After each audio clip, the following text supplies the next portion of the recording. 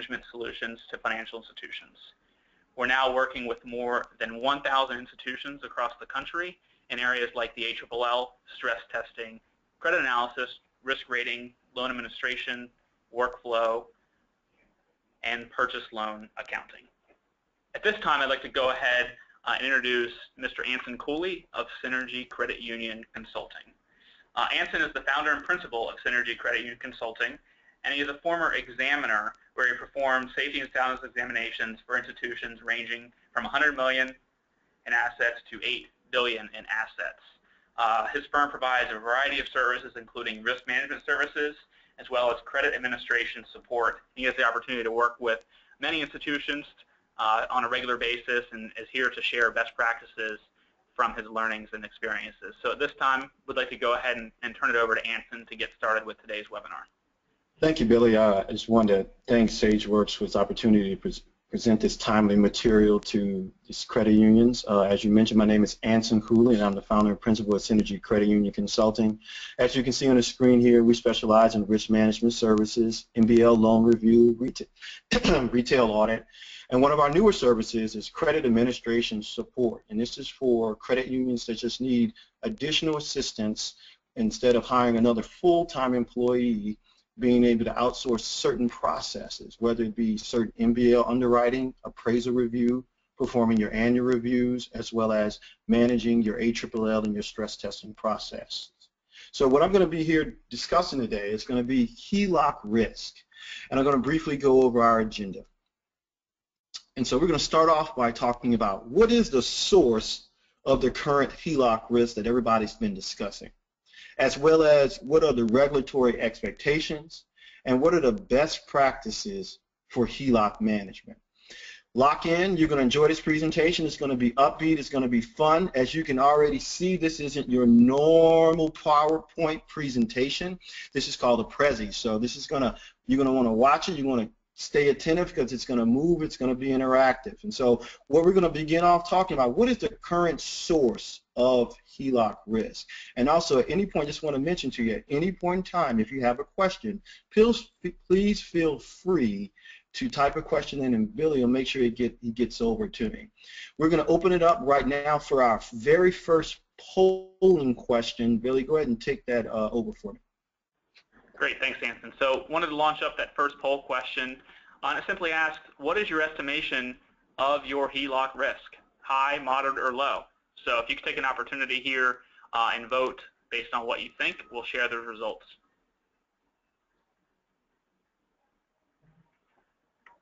All right, appreciate the 60% of you who have already voted. We'll just try to get to 80% here, and then we'll close those results.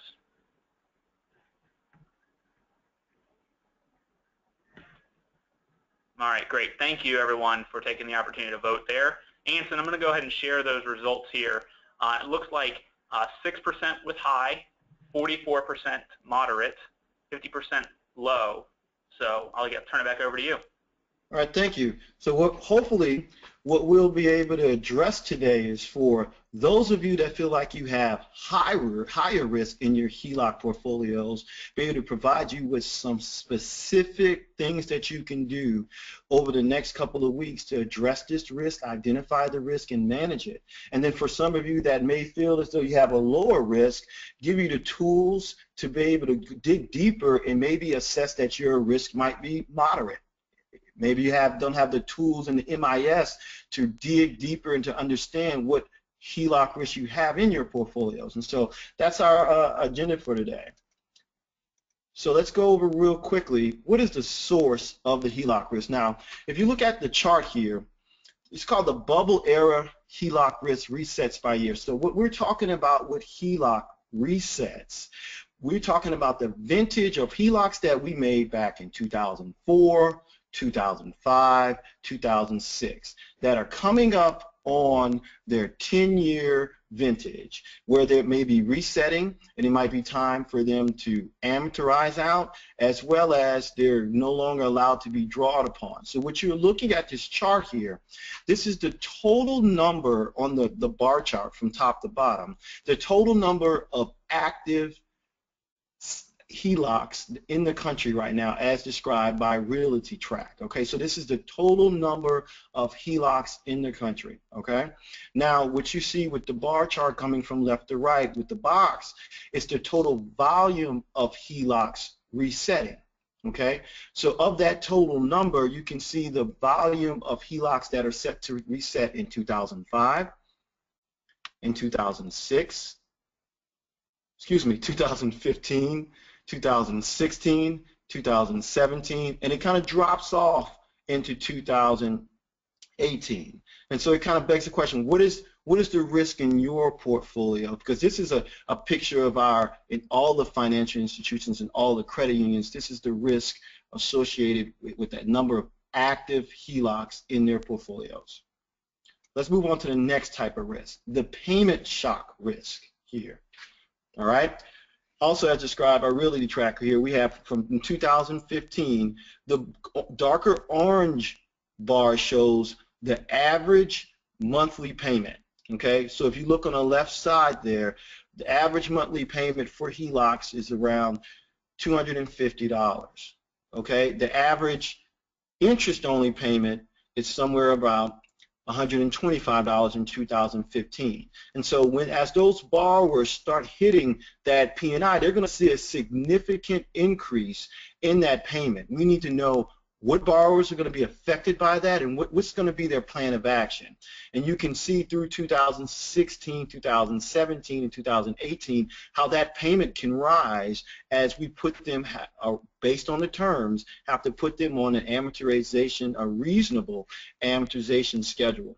And you'll hear me I'll explain some of these charged terms because these are some, if I can put my examiner hat back on, when examiners talk about reasonable terms and reasonable amortizations and having reasonable procedures in place, that's them outlining what their expectations are going to be.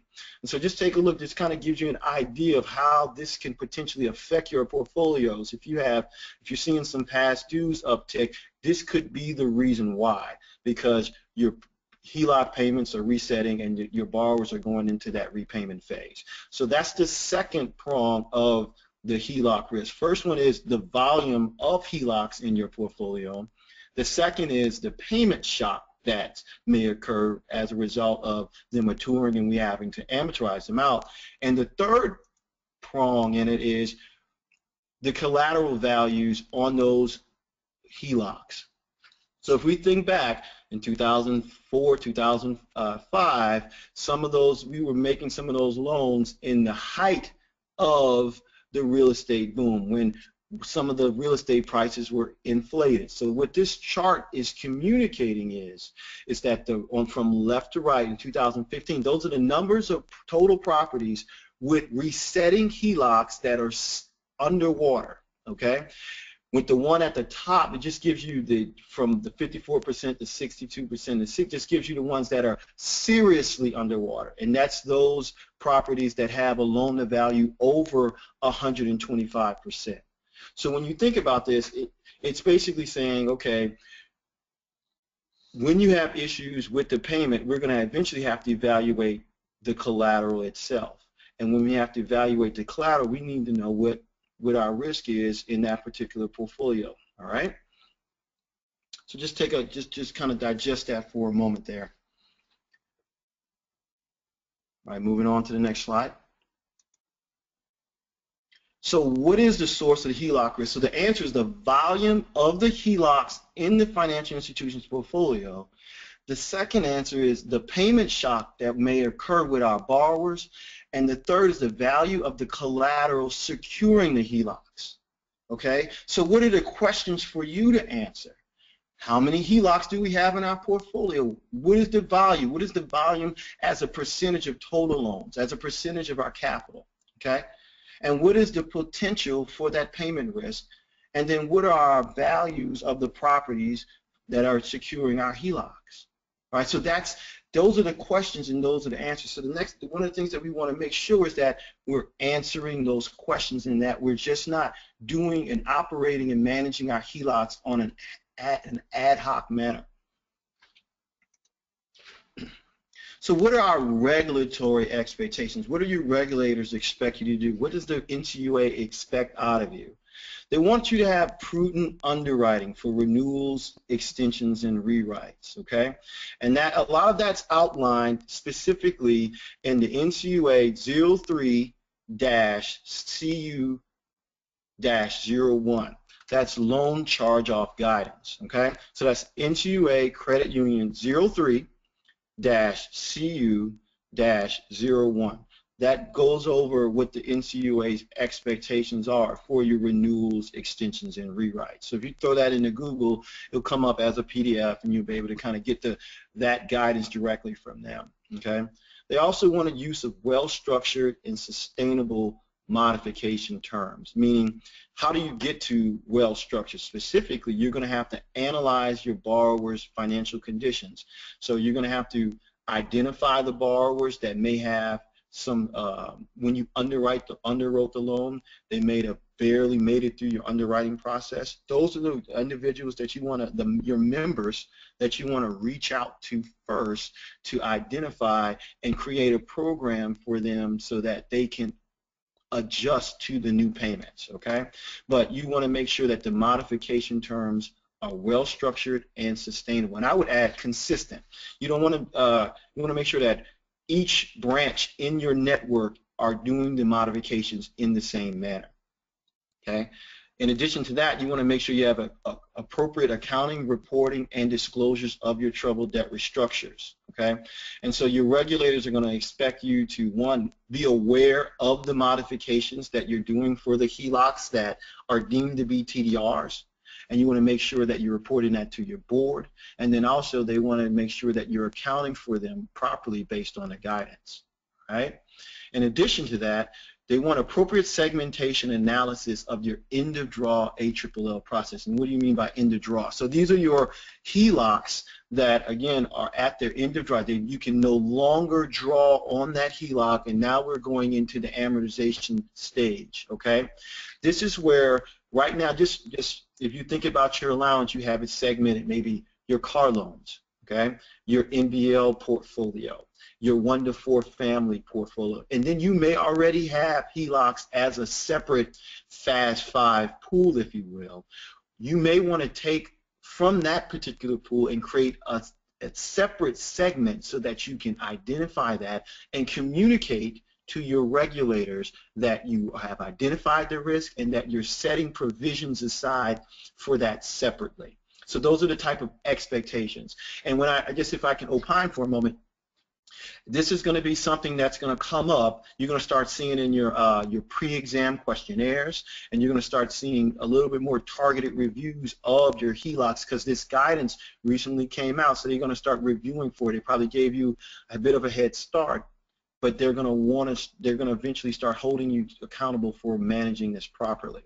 And so you want to communicate to your regulators that you're proactive by having these things in place. So what are some HELOC risk management best practices? One of them is understand your exposure. So for those of you that are already Stageworks customers, you may have access to their management reporting tool, which allows you to go into the system and use your trial balance data to grab specific information to build custom reports, okay? And that ability to be able to build those custom reports allows you to make reports that shows your HELOCs by maturity schedule. Specifically, you might want to take note of the vintage. What do you mean, Anson? Well, when was this fancy way of saying when was this loan originated?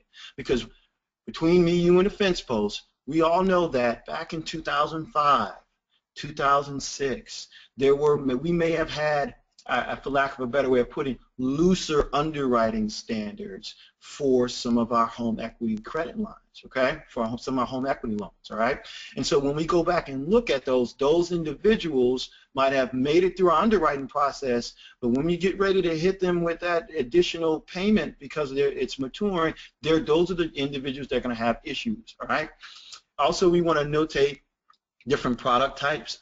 You may have changed different terms and product types over the last, I would say, 8 to 10 years. You want to make sure that you know, okay, well, we were using this HELOC terms and we were using this product characteristic. You want to go back and grab that information and maybe segment out that. For example, you might have had the All-Star HELOC, and then 2 years later you had a marketing blitz and you changed the terms on it and you called it the See You All the Way HELOC. You want to make sure you go back and grab that information, put that side by side so that you can analyze the terms and the amortization, all the different particulars that were involved in that particular note and in that contract, okay? The other thing, you want to understand the borrower characteristics. So if you're using some type of scoring methodology, if you're using any type of credit scoring, and you have the ability to go back and look at loans that are originated, for example, loans that originated that were on the lower end of your credit scoring band, those are the ones that you want to address first. So being able to pull that information and say, okay, these are the individuals that had higher debt-to-income ratios, but they got approved. They had lower credit scores, but they got approved. These are the individuals we want to start communicating with first, okay, as we're trying to get ahead of the potential risk of them not being able to make those payments. And also you want to look at, if you have the ability to look at your utilization rates, how much are these borrowers relying on that line? I mean, is it always up, or do they rarely use the line? I would say that individuals that rarely use the line present a lower risk, but the individuals that use the line or the line has been maxed out for a longer period of time, those are the individuals that we might need to be concerned about. Okay, so understand your exposure. Next thing, understand your end of draw provisions. This is the second risk management best practice. So go back and review your contracts through multiple years. Understand the payment changes that occur with those specific HELOCs, the different interest rate options that occur in that contract, as well as the amortization terms, okay? And you have to develop a strategy if you're going to go away from that and make sure that you're doing that consistently across the board, okay? Consistently. You want to have a consistent workout and modification process for borrowers that are unable to absorb that additional payment shock.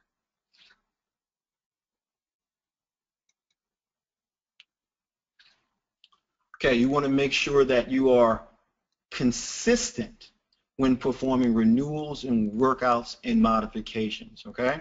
So that's the third thing when we're discussing HELOC risk management best practices, ensure consistency across. You want to make sure, as I mentioned earlier, you don't want to have one branch doing another way, another loan officer doing another way. You need to bring this up to the board level, have a policy in place, and then have a procedure that's specific and outlined so that everyone across your organization is on the same page. So that when you present this to your examiner, you're able to show that here's our program, here's how we're going to get ahead up and address it, and here's some of our, perhaps maybe some of our test cases that we've already done to communicate how proactive you're getting on top of this particular HELOC risk.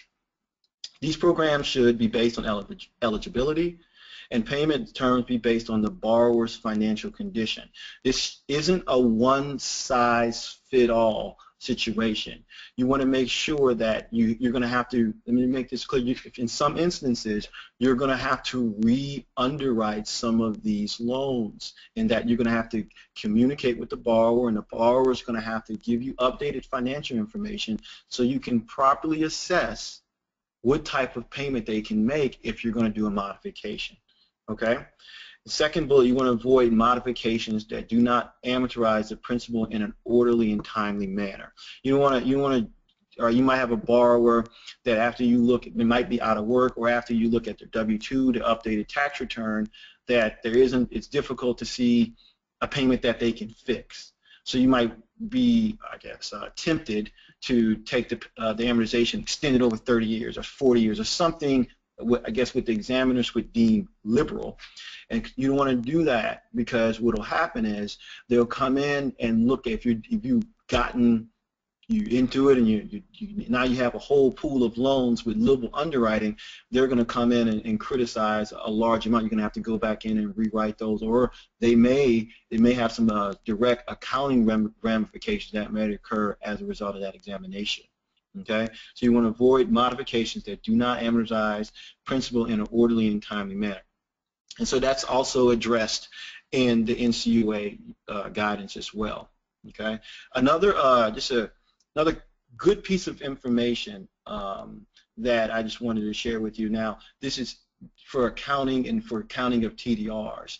Both the NCUA, the FDIC, and the OCC use this. It's called the Bank Accounting Advisory Series. So if you go into Google and you type in 2014 Bank Accounting Advisory Series, I know I'm using a bad word. I'll spell it out: BANK. But the accounting principles that are discussed in this guidance applies to credit unions as well, because they're discussing GAAP in accounting principles. And what I like about it is that it gives us situations and scenarios that we can readily identify and walk through how we can handle some of these TDRs, non-accrual situations. So it's called the BANK Advisory Series. Okay, so just take note of that.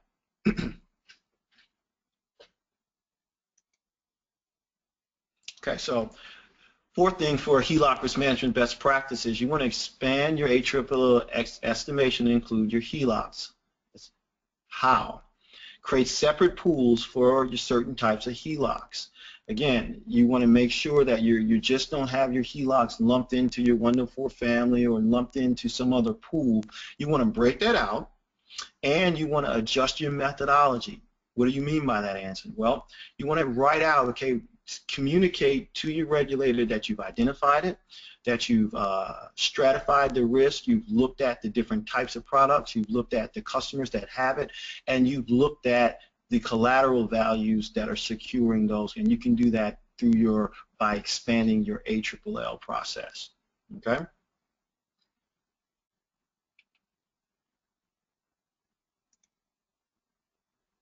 So another thing that would be a best practice would be to stress test your HELOC exposure. Now, I know many of you may not have a stress testing process in place, or you've been thinking about it. And if you don't have one in place right now, this HELOC practice, or this I would say this exercise in getting ahead of our HELOC risk, might be a great opportunity for you to dip your toe into some stress test management. Okay, one of the quickest ways to do it is to stress test your collateral exposure. Grab your HELOCs together, look at and take a spreadsheet and look at the appraisal values for your HELOCs. Now, what would be great, and this is something that I would suggest as a best practice if you aren't doing this, when you are onboarding your loans, make sure that in addition to getting the borrower's name and once the loan's approved, make sure that you're getting the current appraisal value in your system. Because if you're thinking about stress testing, or if you're stress testing already, your stress tests are only as good as the information that you're getting into your system. We need to be able to extrapolate that information. And if we have, for example, if back in 2006, we were getting the borrower's, the balance of the loan, the borrower's name, where it was located, a zip code, as well as the appraisal value, we should be able to go into our computer system, run a report. Now we have the report. Now we can simply enter that information into an Excel spreadsheet, or for current Stageworks users, you can run a report and you can use this information to stress test via the stress testing, your stress testing program. And then from there, you can shock that collateral value. What would happen if all of our HELOCs collateral were to decline by 10% or 15%? Or 20%. Now you're able to look at that aggregate exposure and be able to communicate empirically to your examiners that in addition to identifying your risk, quantifying it, you have stress tested, and now you're able to say, we have a low exposure to this HELOC, potential HELOC bubble. And so in addition to just saying, all right, we think it's low, well, if somebody says, well, why? Well, it's why is because we've identified it, and we've quantified it, and we stress tested it, okay? So the quickest way is to test your collateral exposure. And just as an aside, stress testing works when you're getting the information on the front end, okay? So a more comprehensive stress test would be to look at the payment shock. And so being able to look at based on borrower characteristics. So being able to grab John Williams's loan, and John Williams had a, let's say a 550 when we made the loan. His debt to income was 50% when we made the loan. We're wondering now, we're sitting scratching our head why we made the loan, but we made the loan. Those were his initial characteristics. His payment right now is $125. When it matures, it's going to go from $125 to $225. Based on his initial underwriting characteristics, that's one of the individuals that we should be reaching out first when we're trying to evaluate whether or not he can make that payment. Okay, so being able to stress test and look at borrower characteristics at origination, to use that to drive how we're going to reach out to our members. Okay, so last HELOC risk management best practice. Make your borrowers aware of the potential payment shock. How, Anson? Create outreach programs. And in order to do that, we have to do everything that we've done before. We have to identify it, quantify it, and know who we want to reach out to first. But identify all the borrowers that are going to be potentially affected, and start with the borrowers that you know or may have, because depending on the size of your credit union, you may know, okay, Miss Williams or Brian, hey, if he's barely making this payment now, or he's routinely 30 days late, routinely 60 days late, if we have to add another $75 to $100, he's going to stop making that payment. So we need to get ahead of that and make them aware, so that one, they can start budgeting for it, and then two, we can put together modification programs for them. Okay, and so the second bullet is get them into your branches to discuss their options. And you want to make sure that for this particular program, it's not, you want to make sure that your customer service representative and your branch managers are well aware of the provisions of the program, so that they can explain it to them. Or you want to make sure that they're directed to a specific team of individuals. You may not have to have your entire line of individuals well versed on this. You may have a designated individual at each one of your branches to discuss your HELOC outreach program. Okay? So, what are some of the things that we want to make sure that we do? One of the things that's near and dear to me is making sure that you have a flowchart for your process. You want to make sure that, as a best practice, that you detail each step, not just of your lending process, but you want to say, okay, we initially identify the borrower. We're going to send letter 1 out, 2, send letter 3 out. You want to make sure that in order to communicate this to your team as well as your regulator and have everybody on the same page, you want to make sure that you identify this. I'm originally from New Orleans, Louisiana, and I often try to make my mom's gumbo, but I wasn't quite tasting the same way as she was making it. And so she wrote the recipe down for me, and it still didn't taste the same way because I didn't quite have the right shake in my wrist the way she did, and I didn't make the roux the way she did as well. So I had to go watch her make it. And when I watched her, in addition to just having the ingredients and the steps, I had to make some additional processes to make sure it tasted just like hers. So what we want to make sure is that our recipe for how we're going to outreach to our borrowers, how we're going to modify these HELOCs, is the same across all of our branches. Make sure that our gumbo tastes the same across our organization, if you will. And one of the things that I've found very effective are flowcharts. Okay. And so, as we want to, I knew this would be a timely as well as a brief webinar here, so I just want to open it up to see if anybody has any questions about their particular process. Hopefully you've been able to learn a little bit more and you have some actionable steps. One of the things that you're going to get as part of attending this webinar today is a takeaway toolkit, and I'm going to briefly put my, in a moment, put my email address up on the screen so that you can email me and request it. What that will include is the flowchart that I've sent you. I'm going to also include some of the documents that I mentioned, as well as an example policy and some other nice takeaway toolkits, some appraisal review items that just want to make sure that in addition to this webinar that at Synergy we value you and we want to make sure that we're always adding value to your organization. So Billy, I wanted to make sure pass it on to you to get our last poll, couple of poll questions in before we end. Absolutely, Anson. And yes, we did have a couple of questions come in, so we will address those in just a moment.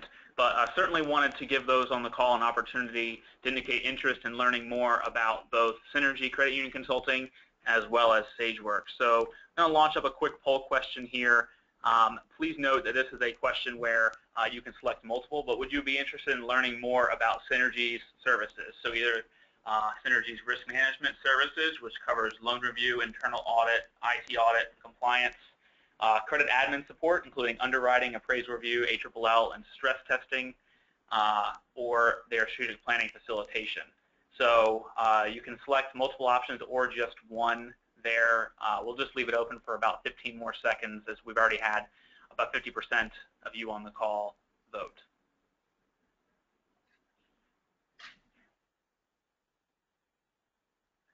All right, we'll give it 5 more seconds here. Appreciate everyone taking the opportunity to vote.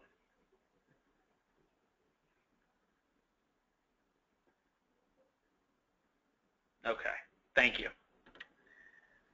Also wanted to give the opportunity to indicate interest in learning more about how Stageworks automated solutions can help you book loans faster while managing risk. So a few options there if you'd like to learn more about our HELOC automated solution, the Stageworks stress testing solution, or Stageworks credit analysis.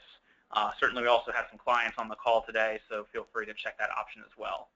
Again, this is an option where you can select multiple, so if multiple items interest you, please feel free to select those. We'll leave it open for about 10 more seconds, as we already have about 60% of you voted. Appreciate your participation in this poll question here.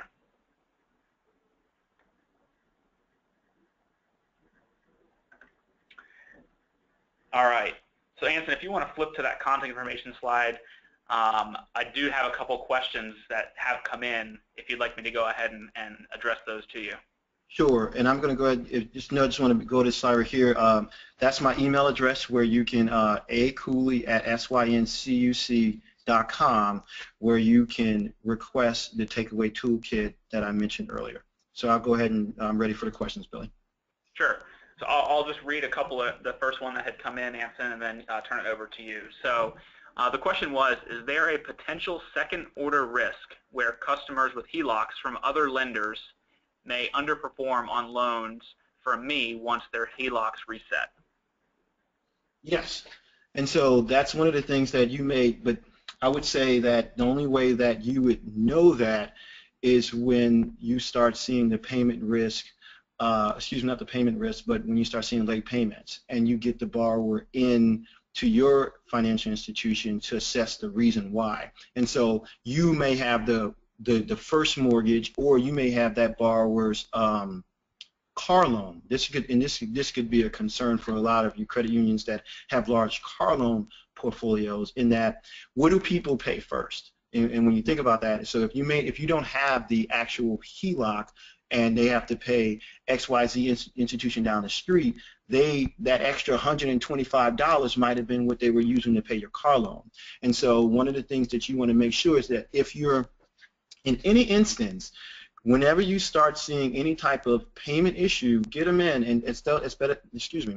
I've found that credit unions that are able to reduce past dues effectively, they don't wait to 30 days. They're on top of it at 10, 15 days, and they have a relationship with the borrower. They're asking what's going on, and I guess one of the things you might be able to pull out of them is, have any of your payments increased within the last 6 months? I mean, oh yeah, my HELOC went up, and you might, from there you might be able to work with them on their particular payment with that loan that you have. Because let's just not think about, I want to make sure that we understand that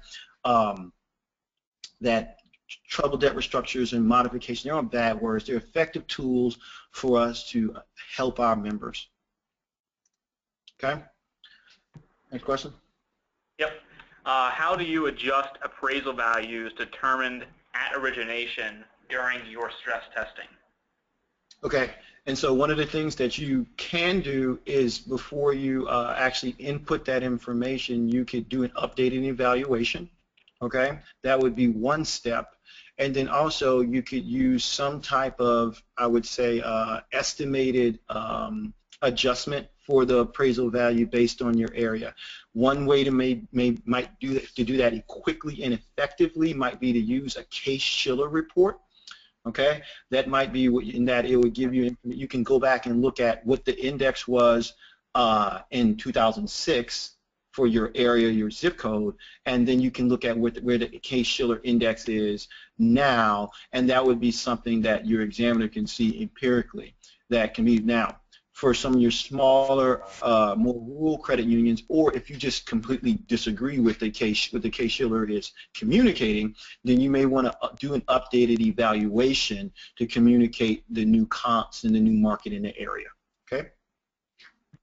Hey, Anson, on the stress testing front there, is there a number of scenarios that you recommend people stress? Yes. So one of the things I would say, it would be, I guess in the beginning, would be stress testing the collateral as well as the payment shock. Okay, and that's one of the things that you want to, in order to do that. Now it might be how difficult and how laborious it would be depend on how much information that you got on the front end. Okay, I would definitely recommend some type of automated solution, whether it be, it's definitely Stageworks is a great option versus using an Excel spreadsheet, because it reduces the time and you don't have to dedicate as many resources to input and as well as generating these reports. So, but I would say stress testing the collateral value as well as the payment shock. Great, thanks.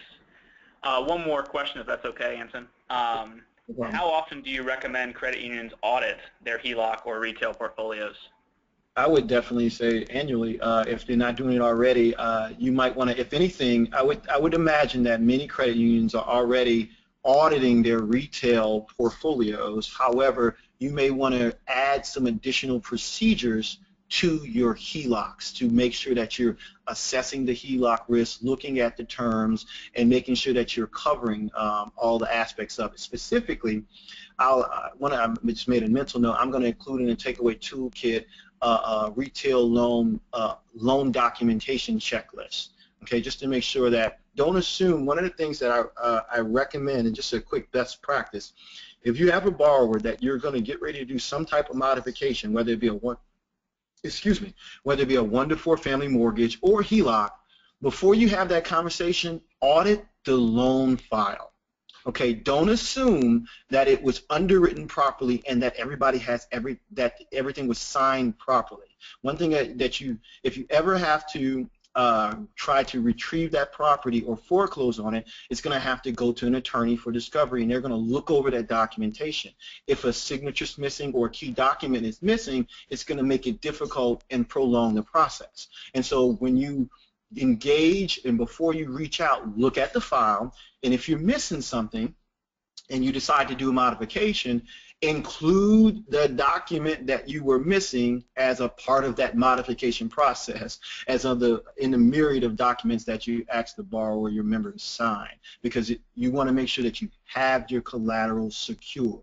Okay, because we can look at collateral values all day long, but if we don't have it properly signed and secure, it's all for naught. Okay, so don't assume that back in 2006 or 2007 that it was underwritten properly and that you do a collateral audit. Okay. Thanks, Anson. No problem. Unless there are any further questions, going to go ahead and wrap up today's presentation. Certainly, on behalf of Stageworks and Synergy, wanted to thank you very much for joining us. Would encourage you to email Anson at acooley@syncuc.com in order to request that takeaway toolkit that he's mentioned. It includes a variety of fantastic resources, and certainly encourage you to email him directly to access that toolkit. A couple other quick reminders. First, you will receive an email following today's presentation with a link to today's slides, as well as to a recording of today's session in case you would like to share with colleagues or go back and review any material. And finally, if there's any Stageworks For Quest, feel free to visit stageworksanalyst.com, where we have a number of different white papers, archive webinars, and other resources there. So, Anson, I'll turn it over to you to close out if you'd like. All right, no, I just want to thank everybody for being attentive. Hopefully this was brief, exciting, and impactful, and I look forward to potentially working with some of you all in the future. Have a great day. Thanks, everyone. Take care.